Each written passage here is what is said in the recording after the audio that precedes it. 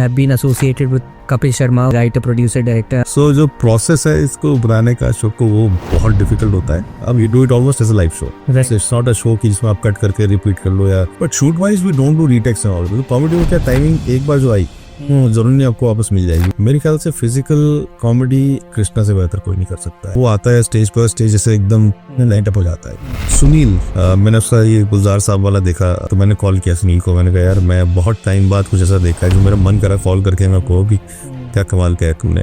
कपिल है, कपिल के साथ हम लिखते थे जब स्क्रिप्ट, तो कपिल उसमें से लाइन काट देता था. उसको पता था ये लाइन मेरे मुंह से अच्छी नहीं लगती. बहुत अच्छा शुरू हुआ. शुरू में उसमें गैस भी बड़े कमाल का है. अब समय रहना की बात कर रहे हैं. दुबई गए थे लाइव शो करने और 6 बजे से शो था और करीब 4,000 साढ़े 4,000 लोग थे. कपिल का बीपी एकदम लो हो गया और वो उड़ भी नहीं पा रहा है. एंड 6 बजे ऐसे ऑन स्टेज एंड यहाँ डॉक्टर कह रहा है कि आप इनको ना एडमिट करके और ड्रिप लगवा दो.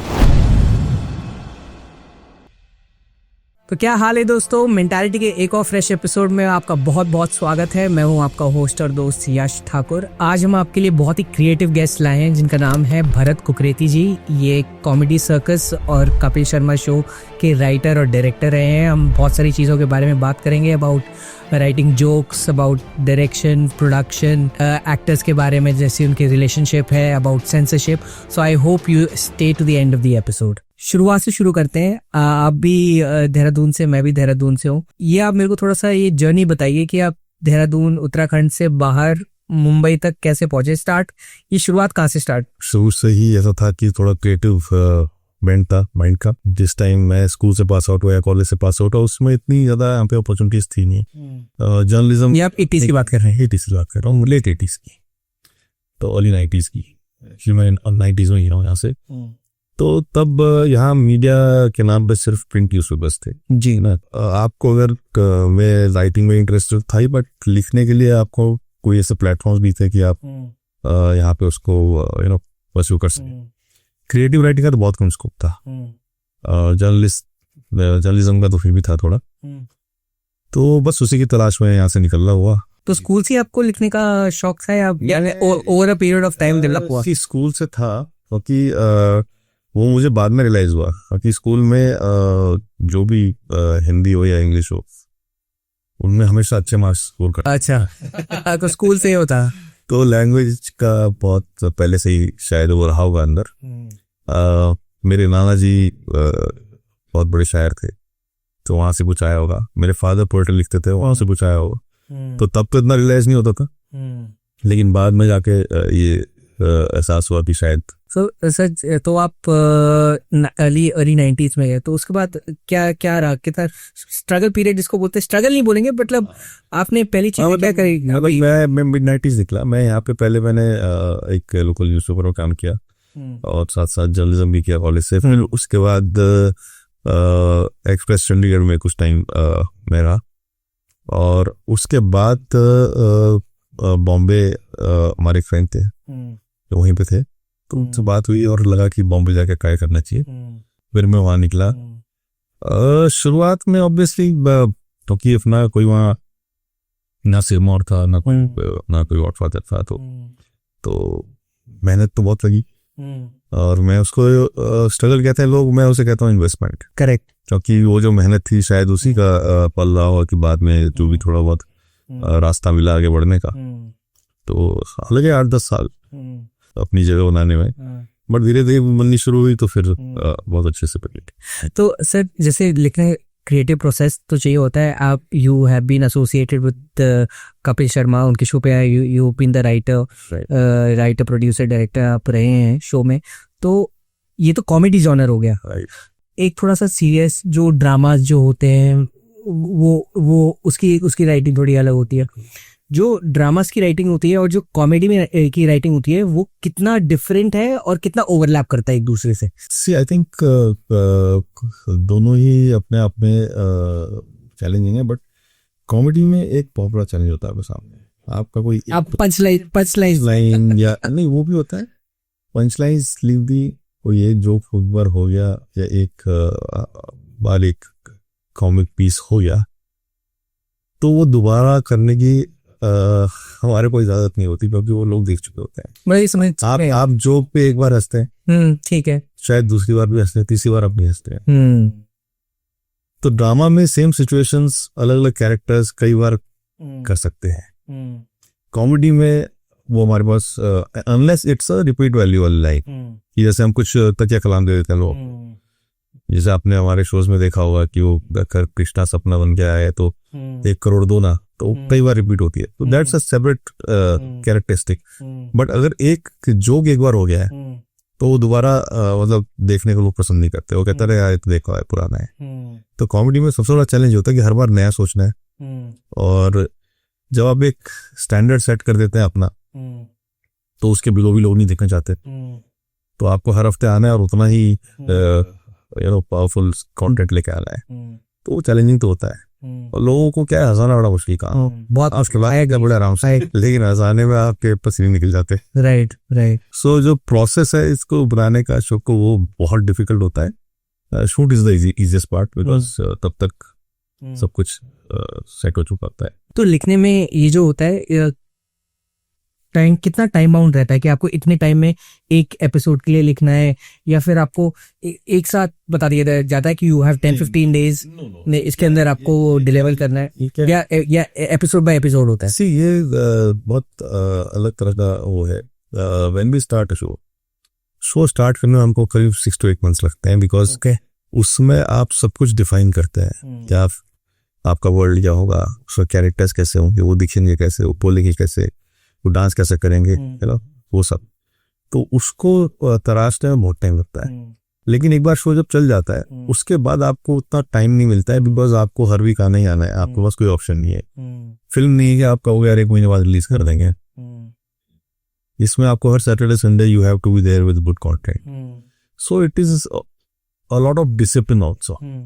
सिर्फ उसमें, क्योंकि कई बार आपने सुना होगा कि क्रिएटिव ब्लॉक आ गया है, राइटर्स ब्लॉक, क्रिएटिव ब्लॉक, हम वो अफोर्ड नहीं कर सकते। टेलीविजन में उसका कोई स्कोप ही नहीं है, right. So there is a huge team that works around the clock to make sure कि हम डिलीवरीज टाइम पे। राइटर्स कितनी बड़ी टीम होती है यार? डिपेंड करता है, मतलब चलो कपिल शर्मा शो की बात कर लेते हैं। इस पे कपिल शर्मा शो के राइटिंग टीम में कितने लोग हैं? तो हमारे जैसे कोर टीम में होते हैं 6-7 लोग, 8 लोग। अच्छा। Plus there are other freelancers, artist वो होते हैं, तो इट्स अ बिग, और ये सिर्फ राइटर्स हैं। इससे 12 लोग क्रिएटिव टीम होती है। So at one point when the show is going full fledged every week, तो we had the entire creative team of around 40 people in the creative team. Yeah. Okay, that's a lot of people. Because there's a two departments, है ना? Because some people are managing costumes, looks. Some are managing the props. So अभी हर चीज, everything has to come together. Right. For that one moment to be created on stage. Right. तो एक बहुत बड़ी team लगती है उसके लिए, अलग डिपार्टमेंट्स लगते हैं। Right. So that because हम क्या करते हैं, मान लो आज बैठे हैं और कल शूट है, परसों शूट है, और हमने कुछ लिखा है लेकिन वो वर्क नहीं कर रहा है, करेक्ट, और हम डिसाइड करते हैं इसको नहीं, हम करते हैं let's change something, right, let's define this character differently, correct. अब उसका रेपरकशन सारे शूट पे आता है। The costumes have to change, everything is entry song will have to change, maybe the props that will have to change. तो सब कुछ change होगा तो सारे डिपार्टमेंट्स को सिंक पाना पड़ेगा, सब जिस समय वो एक्टर जिस मोमेंट पे स्टेज पे जाएगा वो सब कुछ साथ में होना चाहिए। करेक्ट। राइट टाइम पे वो सॉन्ग बजना चाहिए, राइट टाइम पे उसके हाथ में प्रॉप होना चाहिए, राइट, है ना? ऐसा नहीं होगा स्टेज पे घोड़ रहा है कट्टा लगा, राइट, क्योंकि हम लोग इसको एज अ लाइव शो करते हैं, राइट। अब you do it almost as a live show, it's not a show कि जिसमें आप कट करके रिपीट कर लो या रीटेक कर लो। आप उसको डेफर्ड लाइव बोल सकते हो, बिकॉज क्या एडिट तो हम करते हैं, just we take few days to edit, but shoot wise we don't do retakes and all, because comedy में क्या टाइमिंग एक बार जो आई जरूरी नहीं आपको वापस मिल जाएगी, वो जो मोमेंट क्रिएट हो गया, राइट, वो जरूरी नहीं दोबारा से आपको गेस्ट का वो रिएक्शन मिल जाएगा, राइट, तो उसका स्कोपिंग रहता है, तो हम पूरा रिहर्स करके एंड वन गो में उसको करते हैं, राइट। एज एन आर्टिस्ट आपको सबसे ज्यादा किसका कॉमिक टाइमिंग सबसे ज्यादा आपको लगा कि ऑन पॉइंट? कपिल की हम अभी थोड़ी देर में बात करेंगे, obviously we know about Kapil, but apart from Kapil सबसे ज्यादा आपको talented in terms of delivering the punch lines, quality actor, comedian आपको कौन लगा उनकी टीम में? यार ये बड़ा मुश्किल सवाल है, मैं आपको बताऊं, जितने लोगों के साथ हमने काम किया सारे टॉप नॉच एक्टर्स हैं, सबका अलग फोटे है। मेरे ख्याल से physical comedy and slapstick Krishna से बेहतर कोई नहीं कर सकता है। आई नो, स्पेशली जब कृष्णा, मेरे को याद है कृष्णा सुदेश से उनकी मतलब मैं सुदेश में आऊंगा तो कृष्णा की जो एनर्जी है ना वो कमाल की है स्टेज पे। मतलब आप वो आता है स्टेज पर, स्टेज जैसे एकदम लाइट अप हो जाता है। तो फिजिकल कॉमेडी हो गई और पंच की टाइमिंग डिलीवरी की सुपर है उसकी, वो बहुत लीथल कॉम्बिनेशन है उसके पास। सुदेश जी की बात करूं अगर मैं, सुदेश जी मास्टर हैं म्यूजिकल कॉमेडी के। Correct, right. कमाल की म्यूजिकल कॉमेडी करते हैं। मैंने उनके साथ बहुत शोज किया, हमारे बहुत वीडियोस वायरल हैं मिर्ची म्यूजिक अवार्ड्स के, अगर आपने देखे हो। Right. Amazing talent when it comes to musical comedy. Right. Sunil ji, उसके जैसा कैरेक्टर्स कोई नहीं। सुनील ग्रोवर की बात कर रही ग्रोवर की बात कर रहा हूँ जी। जब वो कोई कैरेक्टर करता है तो आपको सुनील नजर नहीं आएगा। राइट। तो सुनील की खासियत यह है कि वो कैरेक्टर में इतना ज्यादा घुस जाता है, आप भूल जाते हैं कि सुनील ग्रोवर है नहीं, आपको सिर्फ वो कैरेक्टर दिखता है। करेक्ट। चाहे वो डॉक्टर गुलाटी हो, चाहे वो गुत्ती हो, चाहे रिंकू बादी। गुत्ती तो ऑब्वियसली बहुत पॉपुलर हो। तो सुनील की वो फोल्ट है। कीकू का क्या है कि Kiku is a master of scripted comedy. अच्छा। कीकू को आप एक स्क्रिप्ट दे दीजिए और फिर उसके बाद उसको जाकर टाइमिंग के साथ परफॉर्म करना, वो अमेजिंग है। उसका डिसिप्लिन नहीं अलग है उसका। करेक्ट। कि दुनिया इधर से उधर हो जाए, मैं अपनी लाइन को परफेक्टली टाइम पे पंच लाइन को कहाँ ड्रॉप करना है उसके साथ मार के आऊंगा। Correct. And amazing dance of course. तो ये सारे अलग अलग डांस तो इनफैक्ट कृष्णा भी काफी अच्छा करते हैं। Also very good dancer. Obviously Krishna amazing है। तो सबका अलग अलग है। तो ये कहना कि यार ये एक्टर बेटर है, ये इसकी टॉप, मतलब और कभी कभी दिन की बात होती है। किसी दिन ऐसा मैजिक होता है किसी का कि वो हमारे हाथ में भी नहीं होता, ना एक्टर के हाथ में होता है ना मुझे याद। मैं एक मेरे ख्याल लास्ट मोमेंट मुझे याद है जब हम भी उसमें हो गए थे, ये क्या हो गया है, एक सुनील ग्रोवर का एक पीस था जिसमें वो गेरुआ पे डांस कर रहा था और Shahrukh and Kajol were there. That became an iconic moment. वो कहाँ गया वो किसी समझ ही नहीं आया, बस हम लोग भी उसमें बह गए कि करके कैसे नहीं आए। एंड मैं और सुनील थोड़े दिन पहले डिस्कस कर रहे थे।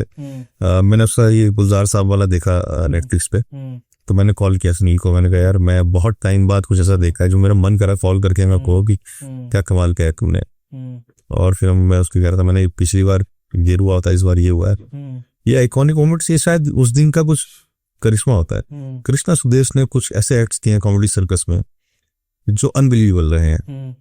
मतलब वो ऐसे जब हम रिहर्स कर रहे थे तो पता था मजा आएगा, हंसी बहुत आएगी होगी, लेकिन आप ये एक्सपेक्ट नहीं करते कि वो किस लेवल पे पहुंच सके। तो कभी कभी होता है। तो रिहर्सिंग टाइम क्या होता है सर? कितने दिन तक रिहर्स करना पड़ता है या बिल्कुल इम्प्रॉम्प्टू कर देते हैं? स्क्रिप्ट तैयार हुई है नहीं, और प्रॉपर रिहर्सल होती है, वो चाहे 1 दिन हो, 2 दिन हो, 5 दिन हो, लेकिन without rehearsal yes. So time कम रहता है, उतनी ज्यादा बार रिहर्सल करते हैं। एक टाइम था हमने, क्योंकि ये जॉनर धीरे धीरे अभी वहां आ गया है कि भी लोग सब प्रो हो गए। जब हमने शुरू किया था कॉमेडी सर्विस के टाइम पे, एक टाइम था जब कृष्णा और सुदेश 60-70 बार एक एक्ट की रिहर्सल करते थे। अच्छा। हाँ, और टाइमिंग बिठाते थे, सब करते थे। सुदेश जी का ये था कि वो उसके पढ़ते नहीं है, तो उनको बोल बोल के याद करनी होती। करेक्ट सुदेश जी को। हाँ, तो कृष्णा उनके साथ 50 बार, 60 बार, 70 बार ये लोग रिहर्स करते थे एक्ट। तो वो टाइम भी था। अब करते करते क्या है कि इतना एक्सपीरियंस हो गया सबको और इतने प्रो हो गए, वो थोड़ा कम हो गया, बट एफर्ट उतना ही लगा। एफर्ट उतने ही लगाते। व्हाट अबाउट भारती कैसी? भारती भी अपने आप में मेरे ख्याल से बहुत वरदान है उसको, और गिफ्ट है कि उसकी प्रेजेंस ही इम्प्रॉम्प्टू काफी करती है, बहुत करती है और बहुत अच्छा करती है। और मैं वही कह रहा हूँ, उसको गॉड गिफ्ट है कि वो एक तो हमारी मतलब बदकिस्मती कह लो आपकी, फीमेल कॉमिक्स बहुत कम है। This is true sir, correct. Generally I don't know why, because Bharti ने प्रूव किया है कि अगर अच्छा करने पाया तो एक लड़की मतलब can do outmatch a man also. 100%। या उसका टाइम आया, ट्रू एब्सोल्यूट, किसी को खड़ा नहीं करती सामने, एब्सोल्यूट। तो लेकिन तो उसका भी कमाल है, उसकी प्रेजेंस अमेजिंग है और टाइमिंग अमेजिंग है, और वो खड़े खड़े कई बार ऐसी चीजें कर देती है जो किसी को सोच भी नहीं सकता, इतनी फनी। बहुत फनी है वो। एंड वो सिर्फ कैमरा पे ही नहीं बोल रहा हूँ मैं, उसके साथ तो वैसे ही 10 मिनट बैठ जाओ तो आप वैसे ही हंसते रहोगे। तो सर जब ये आप जैसे एपिसोड बाय एपिसोड ये लिखते हैं तो जो आपका क्रिएटिव ब्रेन है, कुछ ऐसा भी होता है लिखने के टाइम पे एज अ राइटर, ये मैं पूछना चाहता हूँ कि एक तो थॉट आउट कुछ एक प्लान होता है आपके दिमाग में, एक ब्लूप्रिंट जिसको बोलते हैं, ब्लूप्रिंट आपके फेयर आइडिया होता है कि ये इसके, और कई बार आपको लगता है कि you have to come up with ideas instantly, तो उस प्रोसेस के बारे में बताइए। कई बार ऐसा होता है कि एक कोई बहुत अच्छी ऑनलाइन आपके दिमाग में आती है, and but when you start writing you realise कि यार, but do you keep the characters also in mind before you write? 100% कि इस ये कृष्णा है, मुझे कृष्णा के लिए लिखना है। अगर आप एक्टर की स्टाइल पे नहीं लिख रहे तो किसी काम की नहीं है। Okay, if I write something which doesn't suit Krishna then it's not worth it, because Krishna अगर उस चीज को नहीं डिलीवर कर पाया वो राइटर ही गलती है, सीधी बात है आपको। मैंने कई बार ऐसा किया जरूर है कि उनको चैलेंज किया है कि यार तुमने ये कभी नहीं किया, ये करके दिखाओ, ये बहुत अच्छा है, ये हो जाएगा, एंड मेरे बिलीव को उन्होंने किया भी और अच्छा भी हो गया है। बट मुझे पता होना चाहिए कि कौन एक्टर क्या डिलीवर कर सकता है। मैं आपको तो मैं ये मिर्ची म्यूजिक अवार्ड्स होते हैं जी, तो उसमें बहुत साल तक सोनू निगम एंकर होते थे, तो सोनू निगम के लिए लिखते हुए मेरे को बहुत लिबर्टी होती है कि मैं म्यूजिकल कुछ भी लिख दूंगा जी, ये परफॉर्म कर जाएंगे, मतलब सोनू निगम जी। अगर मैं वही चीज किसी और पे अप्लाई करूं तो शायद वो वर्क ना करे। तो मेरे को जो भी परफॉर्मर है उसकी स्ट्रेंथ दिमाग में रख के ही हिलना पड़ेगा। मैं अगर कपिल है, कपिल के साथ हम लिखते थे जब स्क्रिप्ट और डिस्कस होता था, तो कपिल उसमें से लाइन काट देता था, भाई ये नहीं, क्योंकि उसको पता था ये लाइन मेरे मुंह से अच्छी नहीं लगती। तो 70-80-90% तो हमारी स्क्रिप्ट बस अब जान गए थे इतना कि हमारी टीम लिखती थी, तो पता रहता था कि कोई क्या अच्छा है क्या नहीं। बट कोई जगह पे वो कहता था ये नहीं, and he was 100% correct they. तो जब एक दो बार हमने कन्विंस करके कराने की कोशिश करी, उतना लैंड नहीं करल के ही आया। तो एक्टर को भी पता होता है कि मैं क्या कर सकता हूँ, किस तरह से कर सकता हूँ। करेक्ट। और राइटर्स को उनको सूट करता हुआ लिखना जरूरी है। मैं नहीं कह रहा हूँ कि जो करता है सिर्फ वही करवाओ उनको, बट जो करते हैं अगर उससे हटके भी कुछ कराना है तो मुझे पता होना चाहिए उसकी स्ट्रेंथ है, वो कर देगा। तो मतलब स्ट्रेंथ पे प्ले करना है आपको 100%। आपको मतलब ये सिर्फ कॉमेडी की बात नहीं है, आज अभी वैसे ही कह रहा हूँ आपको, आप फिल्म जो देख लीजिए, अगर आप सलमान खान है उनके पर्सोना को सूट करती चीज नहीं लिखेंगे क्या वर्क करेगी। अगर आप नवाजुद्दीन और सलमान के सेम स्क्रिप्ट लिख रहे हैं तो कोई कॉमेडी आपने एक मैं रिसर्च करा था मैं, तो उसमें आपने एक शो था सैंडविच फॉरएवर, वो भी आपने लिखा है। तो जब आप ये ऐसे जो अलग से जो शोज वगैरह होते हैं, और जैसे कपिल, वो तो एक it's a proper comedy, stand up comedy बोल लो, स्किट बोल लो, आप वैसे करें, और एक ये प्रॉपर शो है, जो विजन है एज अ राइटर वो आपका सेम ही रहता है, प्रोसेस आपका सेम रहता है, या इसमें थोड़ा सा नहीं डिफरेंट हो जाता है थोड़ा? क्योंकि क्या है उसका रीजन ये है कि एक जगह आपने कुछ किरदार जो बहुत बड़े हुए हैं आप उनके लिख रहे हैं, तो आप उस किरदार को इन एंड आउट जानते हैं पहले से। अगर मैं किसी कोई कैरेक्टर वो है जो मैं 6-7 से इसके लिख रहा हूँ या 5-7 से देख रहा हूँ इसको, तो मुझे पता होता है कि इसके लिए क्या है। लेकिन अगर कोई नया शो डिजाइन कर गए तो कैरेक्टर्स हमारे दिमाग में होते हैं। अच्छा, सैंडविच जो है वो ऐसा शो है जो पहले पूरा लिखा गया फिर शूट हुआ। अच्छा, हाँ, मतलब वो ऑब्वियसली प्रोसेस ही वही होता है। तो आपको इतना श्योर शॉट होना पड़ता है कि जो कैरेक्टर हमने एनविसाज किया है, तो हमने इमेजिन किया है, और जो एक्टर वो कर रहा है वो जब बोल रहा होगा तो ये लाइन उसे कैसी लगेगी। सो आपको बिना देखे, ऑब्वियसली हम लुक टेस्ट वगैरह तो बाद में करते हैं, बट इनिशियली हमारे को पूरा शो डिजाइन करना पड़ता है कैरेक्टर्स के हिसाब से। नहीं तो उसमें कोई आइडिया नहीं होता कि ये लाइन स्क्रीन पे कैसी, वो आपको इमेजिन करके तब लिखना पड़ता है। As you all know, Kapil is a fantastic stand-up comedian. इसमें कोई दो राय की बात है, and he's been on the scene for almost 20 years or so. जब वो क्या लाफ्टर चैलेंज में जब वो बनते थे, कैरेक्टर्स करते थे, from his delivery point of view आपको कोई और लगता है इंडस्ट्री में who can match Kapil's level of comedy, timing, deliverance, acting? आपको कोई लगता है specially comedy as a genre में? देखो, कॉमेडी बहुत वास्ट जॉनर है, जो कपिल करता है वो कोई नहीं कर सकता, ये मतलब फैक्ट है। अच्छा, जिस जगह पे, जिस प्लेटफॉर्म पे, जिस शो पे जो चीज वो करता है मुझे लगता नहीं उसके अलावा कोई कर सकता है, इतना स्पॉन्टेनियस है, इतना। और कपिल के अंदर वो आर्ट है कि वो गेस्ट को कंफर्टेबल करा के उसके साथ इतनी लिबर्टी भी ले लेता है, करेक्ट, जो कोई और नहीं ले सकता है, and without crossing the line. कभी लाइन क्रॉस नहीं करता है वो कि गेस्ट को बुरा लग जाए या गेस्ट को कि यार चल रही है, कभी नहीं होता है वो। तो उसको वो आर्ट आती है कि कंफर्टेबल करा के कैसे चीजें निकलवानी है और फनी भी रहना है at the same time. I don't think उसका कोई भी आसपास भी कोई है उस जगह पे। बट उन्होंने कॉमेडी की बात कर रहे थे, तो प्लेटफॉर्म टू प्लेटफॉर्म डिफेंड करता है। प्लेटफॉर्म पर जी, लाइक अगर आप बात करें स्टैंड अप कॉमेडी की, तो आई थिंक जाफिर ने उसको एक अलग मुकाम जी, he is more of a story teller, but उसकी स्टोरीज में आपको हंसी भी आएगी, रोना भी आएगा, मुस्कुराहट भी रहेगी। It takes you on an emotional roller coaster. Right. It also depends on what you're looking at.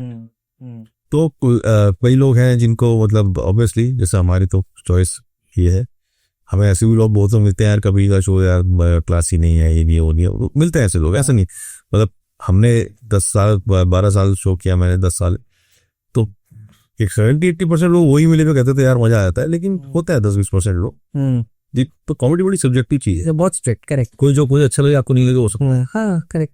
तो और मैं कह नहीं सकता कि यार अच्छा मानो इसको, जबरदस्ती तो नहीं, आप नहीं आ रही ऐसी, तो नहीं आएगी, तो ऐसा हमेशा होता है।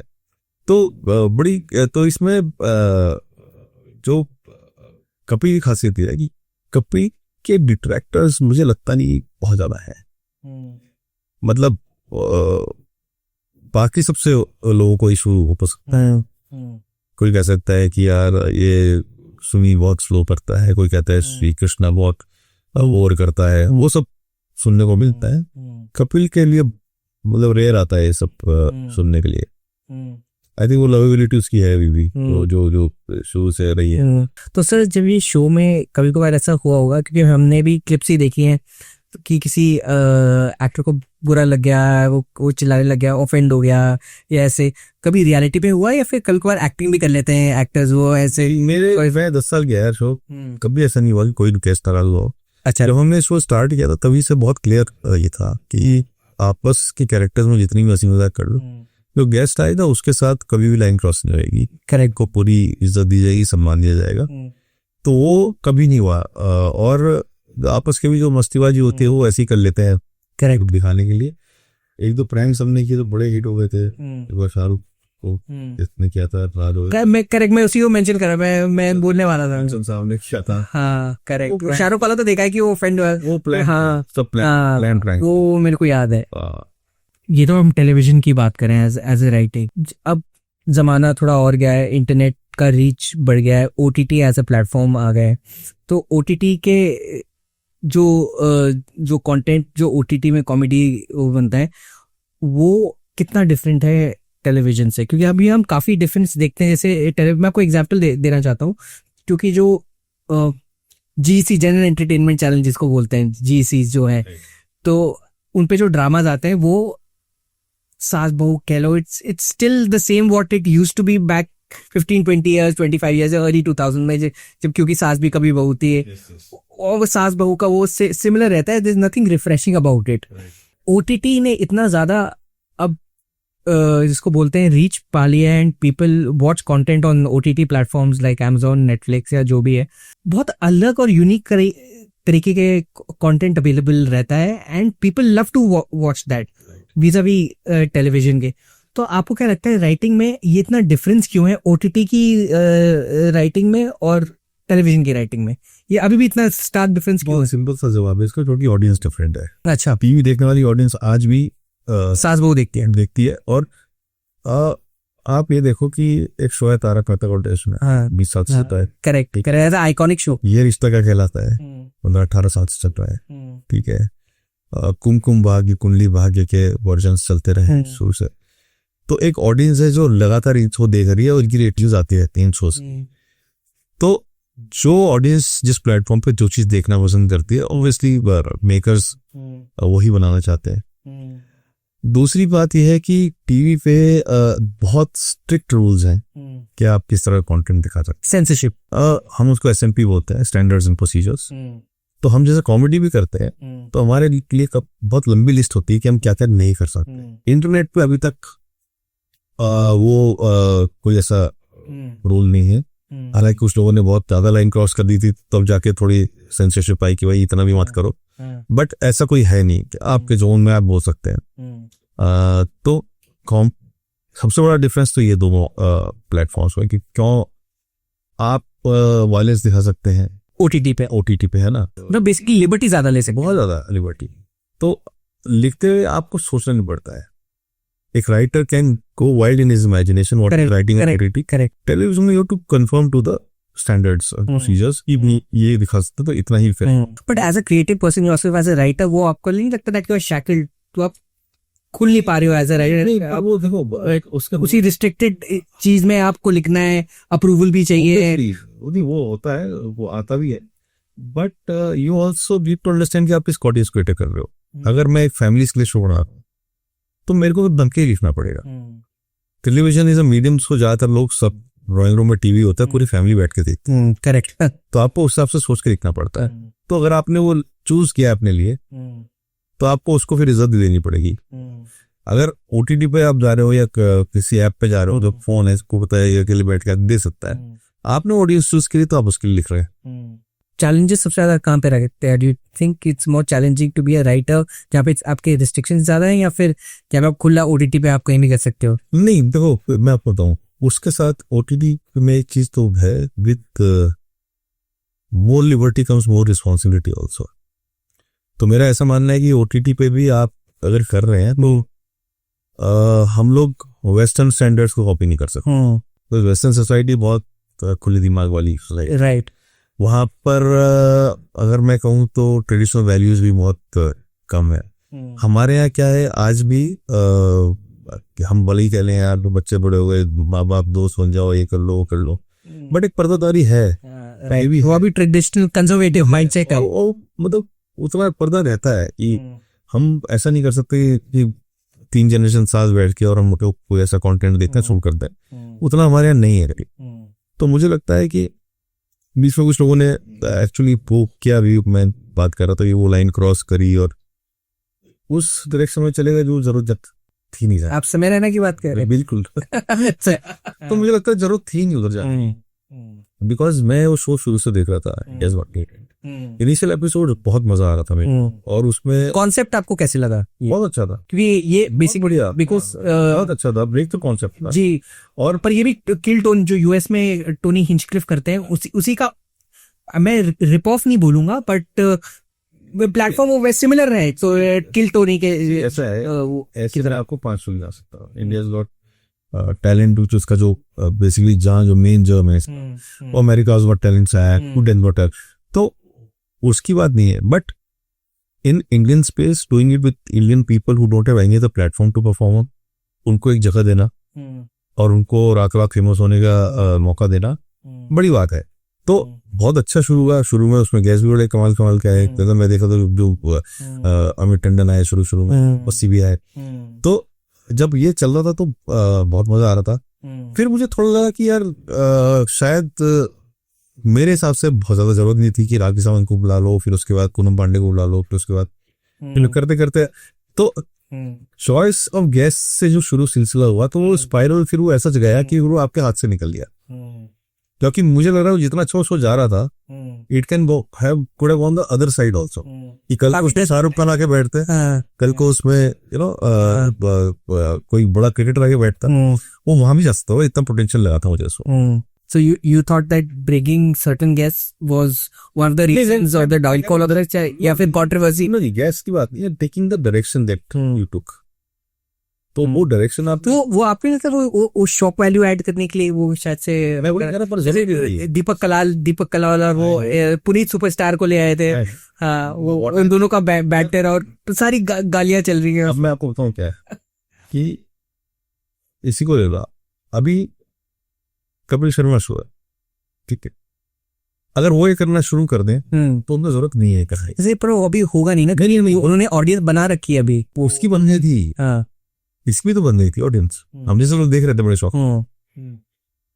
तो मैं वही कह रहा हूँ कि इनको जो मेरे हिसाब से आई डोंट नो, जब इंसान कोई डिसीजन लेता है एंड समय वगैरह बहुत पहुंचे हुए लोग हैं, मतलब उनको ऐसा नहीं कि इंटेलेक्ट की कोई कमी कुछ हो, उन्होंने बहुत सोच समझ के डिसाइड किया होगी इस तरफ जाना है। मुझे मेरा पर्सनल ओपिनियन है कि वो शायद अगर उसके ऑपोजिट डायरेक्शन में जाते तो भी बहुत आगे जा सकते थे, अलग भी कर सकते थे।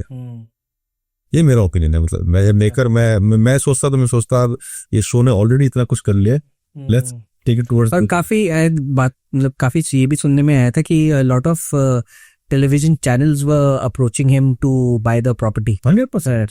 तो काफी अच्छा हो पैसा। मैं कह रहा हूँ it was a breakthrough concept, और जिस तरह का उसमें कंटेंट आया शुरू में वो बहुत बढ़िया था यार, वो वहाँ चीज थी। और ठीक है, आपको सारे लोग हो सकता है उतने इंप्रेसिव ना लगे हो, पर आपने एक एपिसोड में 2 लोग भी अच्छे ढूंढ लिए तो बड़ी बात होती है। एंड उन 2 लोगों की लाइफ पे कितना बड़ा इम्पैक्ट पड़ जाता है इस चीज का कि समझ रहना बैठा हुआ है और सामने परफॉर्म कर रहे हैं, अप्रिशिएट कर रहा है। It's a big thing for any one who is not known. और उस शो से कई लोग बड़े फेमस हुए भी हैं। या काफी वो जो एक दो ब्लाइंड कंटेस्टेंट्स भी आए थे, वो काफी वो पॉपुलर हुए अपना स्टार्टअप करा। होता क्या है ना, देखो हम रेट्रोस्पेक्ट में बात कर रहे हैं, जब कोई क्रिएटर या कोई मेकर डिसीजन लेता है वो अपने हिसाब से तो बेस्ट ही लेता है, तो उन्होंने बेस्ट सोच के लिए होंगे डिसीजंस। तो अब हम कह सकते हैं कि यार अच्छा नहीं था, बट उस समय के हिसाब से उन्होंने बेस्ट डिसीजन लिया होगा। ये तो सर इसकी बात हो गई ना कि आप जनरली क्या होता है, जैसे आपने अभी मेंशन करा कि comedy is very subjective, depends from person to person, and somebody might like the joke, somebody might not। इसलिए मैं अपनी बात कर रहा हूँ, एक बड़ी ऑडियंस सोचता है उसी में मजा आ रहा हो, इसीलिए वो लोग उधर निकले। यूट्यूब पे था, डिजिटल प्लेटफॉर्म है यूट्यूब, उस पे रिलीज हो रहा था। वो लेयर्स पील करते गए at they reached a certain point of no return कह सकते हो, व्हेन दैट कंट्रोवर्सी हैपेंड। पर सेम चीज जैसे आप टेलीविजन में करते हो, अभी भी आप बंधे हुए होते हो। तो is it a good thing और is it a bad thing for young writers like young comedians like Samay Raina to come up with certain concepts and content बोलो for the digital platforms? आपको ये लगता है? मैं इससे वो कह रहा हूँ कि मेरे हिसाब से समय Raina is someone who doesn't need to do anything different from what he does. अच्छा, to become popular or famous. उसकी ऑलरेडी इतनी बड़ी फॉलोइंग है, स्पाइस ऐड करने की जरूरत है नहीं मेरे हिसाब से, क्योंकि ऑलरेडी आपको इतने लोग फॉलो करते हैं, इतने पॉपुलर हो आप। तो ये हथकंडा कुछ लोग तब अपनाते हैं कि यार कंटेंट में मजा नहीं आ रहा, एक आध गाली डाल दो, एक आध कुछ होकर। एक जावेद साहब का इंटरव्यू देख रहा था, बड़ा मजेदार बोला उन्होंने। 2-3 स्टैंड अप कॉमेडी साथ बैठे थे, यही पूछे थे सर वो जो गाली वाली होती है क्या देखा है शायद से मैंने। तो उन्होंने कहा जब खाने में तीखा ना हो ना तो उसमें मिर्ची स्पाइसेस डाल दो, वो गाली हो तो हो जाता। देखा है मैंने। तो जब खाना स्वादिष्ट हो तो क्या डालने की जरूरत है। तो मेरा भी वही मानना है कि when you are such a talented gifted person and आपको इतने लोग आपके शोज देखते हैं, फॉलो करते हैं, तो आपको मेरे ख्याल उधर जाने की जरूरत नहीं है। जैसे हम गालियां भी देते हैं, ऐसे तो लगता है किसी ने जब टीवी पे दे दिया, ऐसे लगता है कि ओके इसने क्या बोल दिया, बट कस वर्ड्स जो हैं, जो ये तो बहुत आम चीज है। इसको ये हम सड़कों पे देखते हैं, घरों में देखते हैं, बाहर मार्केट चले जाइए, सब एक दूसरे को गाली दे रहे हैं, कोई ना कोई किसी ना किसी का तो गाली दे रहा है। This is very normal. तो इसको इतना हवा क्यों बना दिया गया है कि कोई अगर गाली दे रहा है तो it feels like a shock value की। बिल्कुल नहीं है। मैं तो आप अलग बात करो, मैं अलग बात कर रहा हूँ। हाँ, मैं कह रहा हूँ जब आपकी कंटेंट बहुत अच्छा है तो आपको करने की जरूरत भी है। मैं नहीं कह रहा हूँ आप नहीं दो, मत दो या क्या, कोई दिक्कत ही नहीं। बट अगर आपको आप उसे एज अ सहारा यूज कर रहे हो, एज अ कैटलिस्ट यूज कर रहे हो, वो क्यों? अच्छा, if it is something which is required, picture में नहीं होती गालियां क्या? कितनी फिल्म में गालियां होती हैं। एक सीन की सिचुएशन है, कैरेक्टर की सिचुएशन है, उसमें गाली है, तो वो दिक्कत नहीं है। ओटीटी पे इतने शोज में गाली आती है, कैरेक्टर सेम स्टैंड अप में भी है। मेरा है कि उसको सहारा ना बनाते आप। 2 चीज है ना, एक तो ये है कि वो इतना ऑर्गेनिक है वहां पर गाली का होना कि मेरे को भी लगे हाँ यार ठीक है। मैं तो बिल्कुल भी नहीं कह रहा हूँ कि गाली आप यूज मत करो, क्योंकि मैं आज की तारीख में कंजम्पशन जो है कंटेंट का मोस्टली इंडिविजुअल लेवल पे है। अगर मैं गाली देख भी रहा हूँ तो मैं ही देख रहा हूँ ना, मैं अपने परिवार के साथ बैठे देख रहा हूँ, क्या दिक्कत है? और पर्सनल लेवल पे तो सबको इस चीज से हो सकता है। तो उसमें तो कोई दिक्कत ही नहीं है। मेरा कहना ये है कि आप उस चीज को हथियार मत बनाओ। राइटर्स जो होते हैं, मेरे हिसाब से personally I think they are one of the most underappreciated creative people in the industry. Now let's talk about the remunerations. आपके हिसाब से टेलीविजन में या फिल्म इंडस्ट्री में जो राइटर्स जो होते हैं, are they paid enough? Pay parity जो है, इज इट जो मेरे हिसाब से they should be as well paid as actors because they do some fantabulous job when it comes to content and all of that. They are the backbone of any creative process. तो उतना due writers को मिला है industry में, नहीं मिल रहा है? और अगर नहीं मिल रहा है तो क्यों है ऐसा? देखो, इसकी भी दो जवाब है मेरे पास। पहली चीज ये कि हम पे पैरिटी की बात करते हैं तो टेलीविजन में एटलीस्ट मेरा ऐसा मानना है कि जो बढ़िया प्रॉपर्टीज है उनके राइटर्स को अच्छा आई वर्ड करोड़ों में मिलता है। करोड़ों में तो नहीं, बट मतलब कोई अच्छा कोई प्रॉपर्टी है तो मतलब उसका कोई राइटर है तो नो, बट मतलब जो जैसे मैं I am just coating uncoating जो मैंने इंटरव्यू सुने नहीं कुछ लोगों के। मैं टेलीविजन की अच्छी प्रॉपर्टीज की बात कर रहा हूँ। कभी का शो नॉन फिक्शन में सबसे बड़ा शो है, या फिक्शन में आप ये रिश्तेदार हो राइटर गए होंगे, तो they get a very decent sum per episode. और क्योंकि बिकॉज डेली शोज जो है वो डेली आते हैं एंड यू गेटिंग पर एपिसोड, तो हफ्ते में अगर आपके 25-27 एपिसोड आ रहे हैं तो that's a decent amount money away. वो एक लेवल है।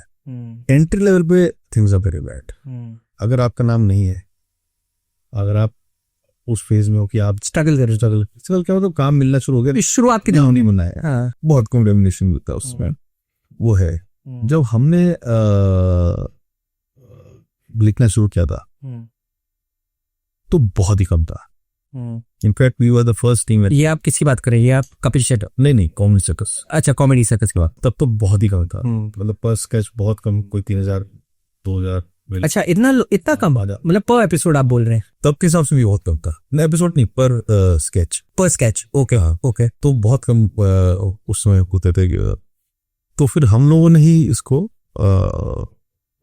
नेटवर्क से रिक्वेस्ट करके बढ़वाया, सीधे 15 कराया हमने। कम से कम इतना तो करो पर स्केच। वही तब की बात कर रहा हूँ मैं, 2006 साल की। तो it was a 5 time jump at least, 4 time jump. Right. तो तब से थोड़ा स्टैंडर्डाइज हुआ था कि हाँ चलो राइटर्स को भी थोड़ा, ये तो उससे पहले वाकई में बहुत कम नहीं था। बट जो बड़े राइटर्स हैं वो मतलब उनका वो रेट थोड़ी होता है यार। अभी आज आप बोलो चाहे को आप कितना चार्ज करेंगे तो उनका अलग है। गुजार साहब का कोई रेट नहीं है। आपने एक बार साबित कर दिया कि आप क्या दे सकते हो, और आपकी वजह से अगर लोग देखने आई इस चीज को, लाइक मैं फ्रैंकली बोलूं कि अगर आप एक कोई फिल्म है, एक्टर को पैसा इसलिए ज्यादा मिलता है क्योंकि एक्टर ऑडियंस को लेके आता है, फिर राइटर भी लेके आता है, अनलेस द राइटर इज गुजार साहब और सलीम जावेद साहब। हाँ, वही क्या हो ना। तो या तो आप अपनी उतनी यूटिलिटी बनाओ कि भाई मेरा स्क्रिप्ट सुन के लोग फिल्म देखने आए थे, तब आप कह सकते हो कि हाँ मुझे एक्टर के बराबर पैसा हुआ। तो मैं तो बहुत क्लियर हूँ इसमें। अगर you can never compare yourself to a Kapil और अ कृष्णा जो उतना पैसा उसको मिलता है because I am writing, no, it is ultimately they who are getting the audiences. अगर मैं 5 अलग शो करूं, एक्टर कोई भी, और 5 शो में से मेरी राइटिंग वजह से लोग देखना है, देन आई कैन से कि भैया मेरे को ज्यादा पैसा चाहिए। So actors also have to realize कि आप वो चीज कंपेयर नहीं कर सकते। हाँ, आप साबित कर दो एक बार, you have to prove your worth. Obviously the actors get paid more because ultimately they are the ones who make money for the producers, networks. तो इसमें अभी के सिनेरियो में क्या लगता है? What is this? आप is it exactly the same way that you are describing कि लो लेवल पे कहीं पे किसी को कम मिल रहा है, सही है, जो एस्टैब्लिश्ड है उनको। और मैं फिर कह रहा हूँ ये आप मेरी इंडस्ट्री की बात कर रहे हैं क्योंकि हमारी इंडस्ट्री चर्चा में रहती है।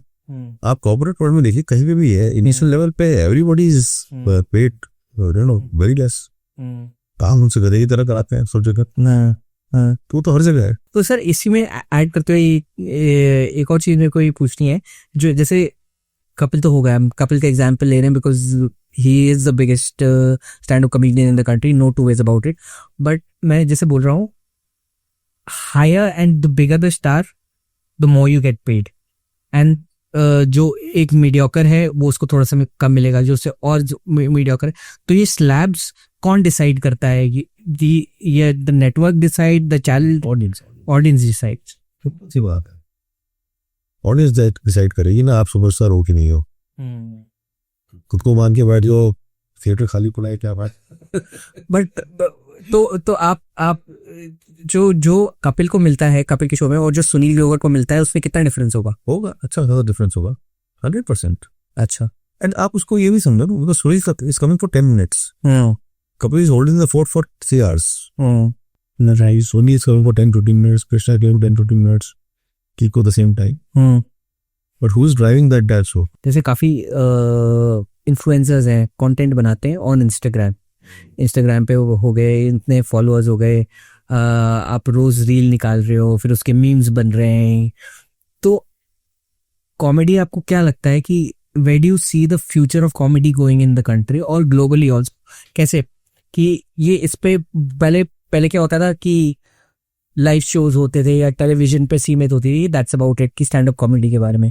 आजकल everybody has internet, everybody is on Instagram, सब रील्स बना रहे हैं, सब कंटेंट अपना खुद क्रिएट कर रहे हैं और खुद एम्पलीफाई कर रहे हैं थ्रू सोशल मीडिया। तो आपको क्या लगता है कि this trend is here to stay for a while या आगे जाके इसमें कुछ चेंजेस होगा? क्योंकि काफी ऐसे कॉमेडिक इन्फ्लुएंसर्स आए हैं and they've started to get job opportunities और offers from television also. तो आपको क्या लगता है कि ये ट्रांजिशन सही है या is it the right direction या कैसा है? यार देखो, मैं बताऊं, फेजेस आते रहते हैं, आज कुछ चल रहा है, पहले कुछ चल रहा था, बट एक इनहेरेंट नीड है ह्यूमंस की टू लाफ। आप सब कुछ छोड़ के थोड़ी देर के लिए हंसना चाहते हो और ये या खुश रहना चाहते हो थोड़ी देर के लिए। तो कॉमेडी की नीड तो एक ह्यूमन नीड है, वो तो कभी जाएगी नहीं। उसके आप दायरे बदल सकते हो, उसके आप प्लेटफॉर्म्स बदल सकते हो, उसकी आप किस तरह से बन रही है वो बदल सकते हो, किस तरह से कंज्यूम हो रही है वो बदल सकते हो, बट वो नीड तो रहेगी। सिर्फ ये है कि बहुत सारे लोग ना क्रिएशन और रिक्रिएशन का फर्क नहीं समझते। बिकॉज अभी मैं देखता हूँ नेट पे जाके भी तो बहुत सारा कंटेंट रिक्रिएट होता रहता है, रेपिटेटिव नहीं रेपिटेटिव क्या, किसी ने एक आइडिया कर दिया, उसी को दूसरे ने कर दिया, उसको तीसरे कर दिया, उसको। तो बहुत सारे जो अपने आप को आज की तारीख में कंटेंट क्रिएटर्स बोल रहे हैं, कॉमेडी में खासकर, they are not creators, they are B creators basically, right. तो क्योंकि आप ओरिजिनल कुछ नहीं बना रहे हो, राइट। अभी तो ये भी पता करना मुश्किल होता है यार सबसे पहले बनाया किसने होगा ये। करेक्ट। तो सब ऐसा भी हो रहा है कि सबसे पहले जिसने बनाया उसका उतना वर्क नहीं किया, किसी और का वायरल हो गया। ये लक का भी शायद से फैक्टर हो सकता है, होता है। मैं अभी कह रहा ना, मान लो अभी एक किसी ने कुछ छोटा सा ही बनाया, उसने 5-7 लोगों ने देखा, उनमें से किसी ने देख के उसको रेप्लिकेट कर दिया। इसने जिससे रेप्लिकेट किया, इसका किसी फेमस बंदे ही फील्ड हुआ, उसने इसको लाइक कर दिया यार, रिपोस्ट कर दिया, तो ये निकल गया। कैसे बनाया था पहले वो, जितना टाइम आपने अभी काम करा है, has there ever been challenging day for you and what has that been like? कि सबसे ज्यादा चैलेंज किस चीज में रहा है? And because everybody has their dull days also, everybody. तो जब आप काम करते हो, आपके लिए क्या होता है कि मतलब आज आई एम फीलिंग लिटिल लो, वो क्या रीजन है, वो क्यों होता है? नहीं, बहुत ऐसा नहीं, मतलब हर बार हो, एक बार नहीं हो रहा, कई बार हो जाता है ऐसा कि आपको लगता है यार आज कुछ हम जिसे कहते हैं सुन नहीं लग रहा है, आज कुछ तो ठीक नहीं हो रहा है। बहुत बार होता है ऐसा। और इंडिविजुअल लेवल पे तो बहुत बार होता है, टीम लेवल पे कम होता है, बिकॉज बहुत बड़ी टीम होती है, when everybody is working the same direction कि भाई फिर से एक एपिसोड देना है, तो फिर ये चीज थोड़ी मिनिमाइज हो जाती है, बहुत सारी लोगों की एनर्जी लगी होती है उसमें। पर इंडिविजुअल पे बहुत बार होती है ऐसी चीजें, जब मतलब कई बड़े मैं बहुत सारे अवार्ड्स की भी स्क्रिप्टिंग और कंटेंट डायरेक्शन करता रहा हूँ, तो ऐसा भी हुआ है कभी कभी कि हम अवार्ड्स कर रहे हैं और जिसको अवार्ड मिलना है और मिलने से नाम गलत अलाउंस हो गया, सिर्फ किसी ने गलत देख दी। तो ऐसे कभी कभी क्योटिक ब्लंडर्स हो जाते हैं, या आप सोचते हो अरे then you have to fire fight, उसी समय खड़े करना पड़ता है। इट इज बीइंग रिकॉर्डेड ना, and it has to go on television. मैं टेलीवाइज्ड इवेंट ज्यादा करता हूँ, इसलिए बोल रहा हूँ। वैसे बहुत सारी चीजें हो जाती हैं कई बार कि मतलब एक बार हम आई थिंक दुबई गए थे लाइव शो करने, और 6 बजे से शो था और करीब 4,000 4,500 लोग थे। एंड 2:30 बजे कपिल का बीपी एकदम लो हो गया। अच्छा, ये आप कहाँ करे थे? दुबई में। और वो उड़ भी नहीं पा रहा है। ओके। तो we called the doctor to the hotel, और वहां से ग्राउंड से आना शुरू हो गया कि 4 बजे लोग आने शुरू हो गए हैं, ये है तो है और वो है। एंड 6 बजे ऐसे ऑन स्टेज, एंड यहाँ डॉक्टर कह रहा है कि आप इनको ना एडमिट करके और ड्रिप लगवा दो। तो यू कैन अंडरस्टैंड, मतलब कि शूटिंग हो तो मैं एक बार को बोलूँ यार कल शूट कर लेंगे, लाइव शो है, टिकट्स बिक चुके हैं, ऑडियंस बैटरी है, and your main performer is in this condition. तो ऐसी चीजें भी होती हैं। बट तो फिर क्या हुआ? आई डोंट नो यार, भगवान साथ था मेरे ख्याल से। तो भी मेडिकेशन हुआ, वो काफी ले गए, वो स्टेज के पीछे बैठा थोड़ी देर रुका, बच्ची went on stage, he was on fire। तो वो बहुत अच्छा इवेंट करा होगा वहाँ। तो इन ऑल दीज इयर्स सबसे ज्यादा कोई ऐसे मोमेंट्स थे with actors that you said कि यार आज तो मजा ही आ गया है मेरे को? बहुत। ये क्या कुछ इंसिडेंट बताइए। नहीं, मैं ऐसे कह रहा हूँ, जैसे कुछ एपिसोड से कॉमेडी सेटर्स थे, कृष्णा सुदेश ने, मतलब एक टाइम पे वो लोगों ने ऐसा कर रखा था कि हम फैन बन के उनको देखते थे। हमने स्क्रिप्ट भी लिख दी, रिहर्सल भी हो गई, सब हो गया, फिर हम बैठ के जब शूट हो रहा था अब देखते तुम, तो हम एज अ फैन देखते थे कर क्या रहे हैं। And you feel so good when एक एक्टर आपकी लिखी हुई लाइक को जितना आपने इमेजिन किया उससे 3 टाइम्स 4 टाइम्स 5 टाइम्स ले जा देता है, तो उससे बड़ा फीलिंग कुछ नहीं हो सकती यार। इस तरह सोचा था उससे भी बेहतर चीजें निकल के आ रही। कपिल के शो में बहुत बार हुआ है कि हमने जितना सोचा था कि यार अच्छा है, सब कुछ है बढ़िया, उससे कहीं ऊपर निकल गए। तब ऐसे सीन्स हुए हैं कि गेस्ट जमीन पे लेट के हंस रहे हैं, तो क्या है थोड़ी देर रोक दो, अब नहीं रहा था, अब नहीं हो रहा है, ऐसे भी हुआ है। तो ऐसे भी सीन्स हुए हैं, होता है बहुत पक्का। But that's such a gratifying moment also for you, right? इनका IT अवार्ड्स था, तो उसमें I directed last in 15 days or so। तो कृष्णा को जैकी श्रॉफ बनाया होता है, Jackie Shroff was in the audience. And his mimicry of Jackie Shroff is amazing, बहुत ही funny है। तो क्या है कि जैकी दा ने अपनी मिमिक्री पे पेटेंट कर दिया है, एंड उसमें लिखा है एफिडेविट में कोर्ट में कि only Krishna is allowed to perform as Jackie Shroff. तो Krishna was on stage, he was audience, he went on stage, दोनों साथ में स्टेज पे, पूरा मतलब क्या मैजिक हुआ उस दिन। सेंसरशिप की बहुत बात करी जाती है, लिमिट कितना होना चाहिए सेंसरशिप का, और कौन डिसाइड करता है? इज इट द CBFC जो सेंसर बोर्ड जो करता है, गवर्नमेंट जो करती है? सेल्फ सेंसरशिप भी कुछ चीज होती है, तो who draws the line and who should say that this is okay, ये कर सकते हैं, ये इतना बाउंड्री क्रॉस नहीं करना चाहिए? ये मैं वैसे एज अ क्रिएटिव पर्सन बोल रहा हूँ, राइटर डायरेक्टर वैसे नहीं, but you are in the creative process, आप कंटेंट बनाते हो, वो सब करते हो। वो सेंसरशिप का what is that line that you should know कि यार मैं ना इसको मतलब obviously I am not authority to say कि ये होना चाहिए। मैं अपना बताता हूँ, मैं कैसे डिफाइन करता हूँ सेंसरशिप को।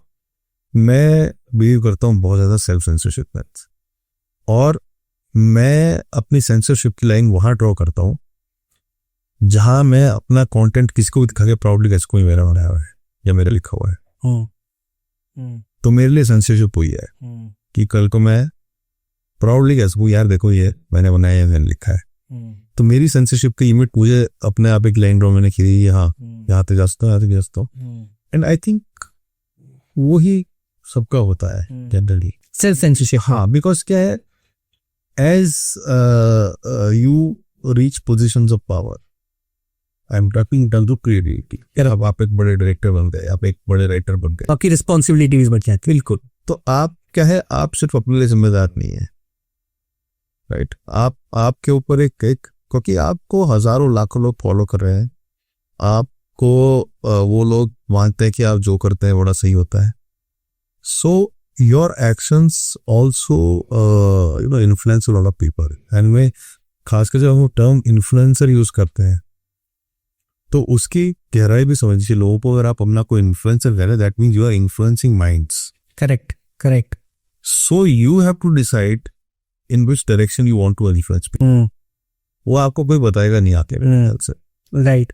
तो वो तो खुद ही करना पड़ता है। तो मेरे लिए मतलब सेंसर बोर्ड क्या लिख रहा है और हमारा टीवी का एसएनपी डिपार्टमेंट क्या लिख रहा है, वो बाद में। मेरे लिए पहले वो है कि मैं अपनी मैं कहाँ तक जाना चाहता हूँ। जब हम कॉमेडी की बात करते हैं तो जैसे सेल्फ डेप्रिकेटिंग ह्यूमर होता है, क्या अपना मजाक करते हैं, जो भारती बहुत बढ़िया करती है, and she makes fun of herself and she makes no bones about it कि मैं फैट जोक मारूंगी अपने पे, वो करूंगी। आपको क्या लगता है कि लोग जो हैं आजकल जिसको बोलते हैं पॉलिटिकली करेक्ट, वो होना पसंद करते हैं कि किसी का मजाक नहीं होना, फैट शेम नहीं करना है किसी को, आपके हिसाब से ये जो पॉलिटिकली करेक्ट होना क्रिएटिव फील्ड में कितना इम्पोर्टेंट है? इम्पोर्टेंट बिल्कुल भी नहीं है। पहली चीज ये है कि कंजम्पशन क्या है आपके कंटेंट का। टीवी में हमें पता है कि एक परिवार बैठा हुआ साथ में, और हो सकता है एक बच्चा उनमें से बहुत ज्यादा ओबीज हो, और हमारा कंटेंट देख के अगर उसको अपनी फैमिली में शर्मिंदगी महसूस हो या अपने एनवायरनमेंट, तो मेरी जिम्मेदारी है कि मैं जब बात करूं तो मैं क्या करता हूं, कैसे सकल और जो भी करना ही मेरे को, तो मैं क्या करता हूं, मैं अपने कैरेक्टर का इंडिविजुअल मजाक उड़ाकर उसमें जोक लेता हूं। I don't create a joke which is generic on everybody obese, correct correct. I am talking about individual है। तो हम इस बात को बहुत ध्यान में रखते हैं। अगर people with disabilities, we can not joke on that, मेरा ऐसा मानता है, क्योंकि वो आप मतलब इट्स पहली चीज तो गुड टेस्ट पे नहीं है मेरे साथ। बस समय रहना काफी करते थे ये अपने, ये ऐसे कुछ शायद बोला है कोर्ट ने बोला। हाँ, तो हाँ, हाँ। नहीं मुझे वो, मैं फिर कह रहा हूँ कि नहीं, पर जिन पे ये जोक्स बने थे वो बिल्कुल बुरा नहीं माने, and they were playing through. I agree with you, but if someone watching that is feeling offended, पर फिर मैं कह रहा हूँ कि समय ने अपनी लाइन कहाँ ड्रॉप करनी है वो उसको डिसाइड करना, वो मैं नहीं करूंगा ना। Correct correct. मैं अपनी लाइन बता रहा हूँ कि मेरी लाइन तक मुझे ऐसा लगता है कि बिकॉज अगर कोई सीरियस इलनेस है किसी फैमिली में, कोई डिसेबल्ड है, तो मुझे ऐसा लगता है मेरा कंटेंट हो कि मैं उस प्लेटफॉर्म की बना रहा हूँ, फैमिलीज देखने साथ में बैठ के, तो मैं उस लाइन को ड्रॉप कर देता हूँ, नहीं आएगा नहीं आएगा। अगर मैं मान के चल रहा हूँ कि मेरा कंटेंट जो है वो एक ऐसी ऐप पे आ रहा है जो सिर्फ फोन पे एक इंडिविजुअल देखे और उसमें कोई हार्म नहीं है, तो मैं तो बहुत इंपॉर्टेंट है ये आपका कंटेंट कंज्यूम का हो रहा है। और फिर मैं कह रहा हूँ बात समय की नहीं है, समय हो या कोई भी हो, हर कोई अपनी इंडिविजुअल लाइफ ड्रॉ करता है, एंड देखने वाले भी अपनी लाइफ ड्रॉ करते हैं। लाइक मैं अगर देख रहा हूँ तो मुझे हो सकता है कोई ऑफेंसिव लगे जो मेरे साथ कोई और बैठा हो सकता है ऑफेंसिव लग जाए। करेक्ट, मैंने बहुत सब्जेक्टिव चाहिए। हाँ, तो इसलिए कह रहा हूँ कि ये लाइन्स कोई ऐसा है नहीं कि सबके लिए एक ही लाइन ड्रॉ होगी, इधर तुम बोले इधर है इधर ऐसा नहीं है। तो देखने वालों में हो सकता है कि मजा आ रहा हो मैक्सिमम लोगों को, और कुछ लोगों को बुरा लगा हो। हमारी कोशिश ये रही, क्योंकि हम टीवी क्या है कि कम से कम लोगों को बुरा लगे। इंटरनेट पे you can take the liberty की लग रहा तो लगे भाई, मत देखो।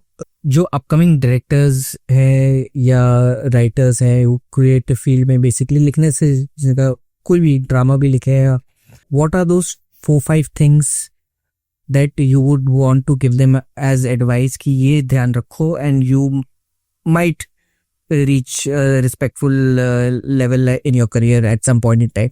ऐसी 4-5 चीजें क्या है? मैं सच बताऊं, अभी तो दुनिया उस जगह आ गई जहाँ पे कुछ पता नहीं कैसे कौन फेमस हो जाए।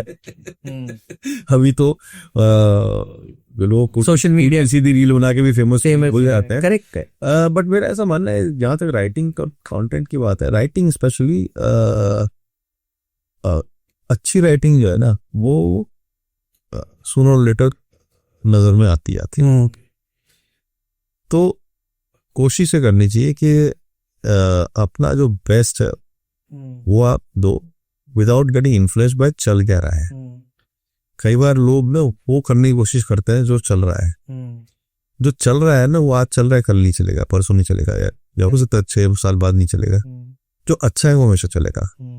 सो आई थिंक फोकस इस पे ज़्यादा होना चाहिए कि इज इट गुड इनफ और नॉट। दूसरा सेल्फ असेसमेंट बहुत ज़रूरी है।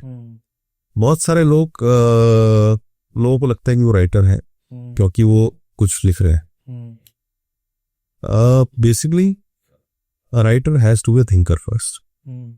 If I am just accumulating thoughts from around and just putting them on, paper or on my laptop, I don't qualify to be a writer as such. Right. है ना? वो तो chat GPT भी करता है ना, पुराने इधर उधर से उठा के सब इकट्ठा करके लिख देगा। Unless you are creating stories, unless you are imagining new characters, unless you are imagining new situations, new worlds, and putting them into a new kind of a plot, तब जाके you start becoming a writer. तो comedy 100 साल चलती जब से फिल्में आई। एक comic character होता था, करेक्ट है ना, जॉनी वॉकर साहब, महमूद साहब ने कॉमेडी करी। कादर खान, दादा लोग हैं वो है, कादर खान साहब आए, उसके बाद जॉन लीवर साहब, सबने कॉमेडी की। व्हाट आई कैन प्राउडली से इज कि जो कैरेक्टर हमने बनाए थे वो कैरेक्टर आपने पहले नहीं देखा होगा। आपने डॉक्टर मशहूर गुलाटी पहले नहीं देखा, आपने सपना पहले नहीं देखी होगी, करेक्ट। आपने बच्चा है तो उससे पहले नहीं देखा होगा। तो सब कुछ है, लेकिन आप नया क्या कर रहे हो उसमें, वो इम्पोर्टेंट है। कपिल को छोड़ के आज के टाइम में who's your favorite comedian? I like the way Zakir weaves his stories into comedy. So he's amazing. मतलब आप उसका एक 2.5-3 घंटे का शो देखते हो, आपको टाइम का पता नहीं चलता किस चला गया, और आप जहाँ पे हंसाना होता है आपको इतना हंसाता है वो कि आप सोचते यार क्या बोल गया याद। तो और ऑब्वियसली मतलब I also like him a lot because उसके ह्यूमर से बहुत रिलेट करता हूँ। It's more family, it's more आसपास की दुनिया, वो बड़ा, and including some life lessons also.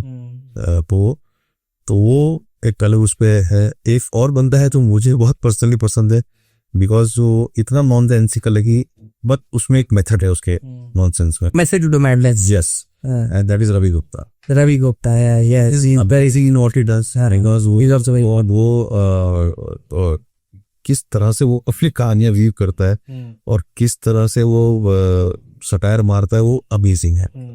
वो सीधी बात को उल्टा ही बोलेगा, वो उल्टा कभी सीधी बात करता ही नहीं। एंड वो एक क्राफ्ट है जो उससे आई डोंट नो कैसे उसने होन किया है खुद को, कैसे उसने वो उसको इतना शार्प कर लिया कि अभी वो अगर किसी से वैसे बात करता है तो भी उल्टा ही बोलता है। तो वो मुझे बड़ा अच्छा लगता है। एक और स्टैंड अप कॉमिक है जो शायद कम लोगों ने देखे हैं, but I think he is one of the finest. It is his name is Manik Mahana. Manik, correct. ओ बाप रे बाप, मैं उनके जो भी कम वीडियोस हैं उन पर जितने भी हैं वो अमेजिंग है, बहुत कमाल है। भाजी, thank you so much. I had a wonderful time having a conversation with you, और आप अपने बिजी स्केड्यूल से टाइम निकाल के आए to do the podcast. Very very great, thank you so much. तो गाइज, ये थी हमारी कॉन्वर्सेशन भरत कोकरेती जी के साथ। आज हमने काफी सारी चीजें कवर करी हैं, तो आई होप आपको ये एपिसोड पसंद आया होगा। Please make sure that you like, share and subscribe to the mentality.